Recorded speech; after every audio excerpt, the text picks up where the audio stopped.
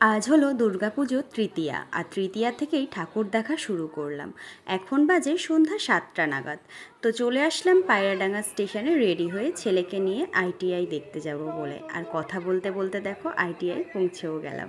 তো বেশ ফাঁকা ছিল, কারণ বৃষ্টি হচ্ছিল, তো খুব একটা লোকজন ছিল না। আর তৃতীয়া বলেই হয়তো, কিন্তু একবারে কম লোকও ছিল না, মোটামুটি ভালোই ছিল। আর এই প্যান্ডেলটা না আমি ফোনে দেখেছি সাদা সাদা, কিন্তু এখানে এসে লাইটিং সমেত দেখতে অসাধারণ লাগছে জাস্ট। তো তারপরে আর দেরি না করে চলে গেলাম ভিতরে। কিন্তু জানো তো, ভিতরে দাঁড়াতেই দিচ্ছে না, তাড়াতাড়ি করে বাঁশি বাজিয়ে বাজিয়ে বার করে দিচ্ছে। তাই জন্য আমি একবার ক্যামেরা করেছি আর একবার এমনি ঘুরে দেখেছি। তো ভিতরের কাজকর্মগুলো তো দারুণ ছিল, খুবই সুন্দর ছিল, সাদার উপরে করেছিল প্যান্ডেলটা।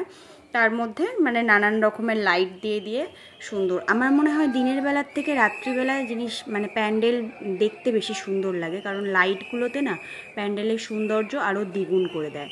আর এক একটা কাজ দেখো এত সুন্দর নিখুঁতভাবে বানিয়েছে, অসাধারণ। আর মার মুখটাও খুব সুন্দর হয়েছে, একদম মিষ্টি। আর মার গায়ে যত গয়না ছিল সব গয়নাগুলোই না সোনার গয়না, পুরো সোনা দিয়ে মুড়ানো মা। তো ভালো করে চারদিকটা ঘুরে ঘুরে দেখে নিলাম। আর ভিড় ছিল না বলাটা ভুল, ভিড় ছিল, কিন্তু একবারে যেই রকম ভিড় আমরা আশা করি আইটিআই থেকে সেই রকম তৃতীয়াতে হয়নি। কিন্তু আমার মনে হয় পঞ্চমী বা ষষ্ঠীর দিকে এই জায়গায় ঢোকাই যাবে না। তো দেখো বেরিয়ে আসলাম আইটিআই দেখে। এবার চলে যাচ্ছি সোজা রথতলার দিকে রওনা হতে, কারণ আইটিআই দেখবো, রথতলার ঠাকুর দেখবো না তা তো আর হয় না।